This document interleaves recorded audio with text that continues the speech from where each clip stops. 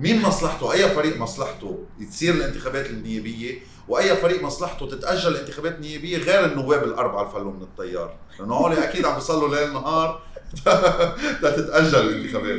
ما بعتقد حدا حابب يكون في انتخابات نيابية بالمطلق. كله عم يفكر قد ايه بده يصرف مصاري، وكله صار عارف حجمه قد ايه،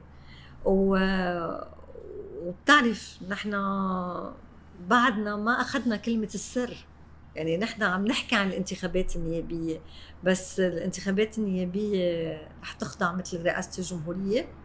أكيد. بمعنى بدها مجلس نواب وبدها إقرار.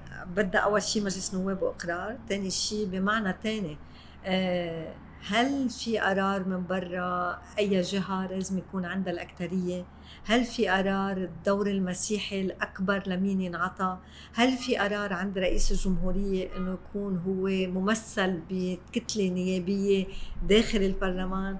هل في عند الأطراف المسيحية وعي أنه هيدا القانون عندي مكتسبات على الأقل أفضل من القوانين التانية، مشان هيك ما حركش كتير مشان نروح لمحل أخسر بعد المكتسبات؟ هول أسئلة كتير مطروحة، ما بعرف إذا عنا أجوبة عليهم.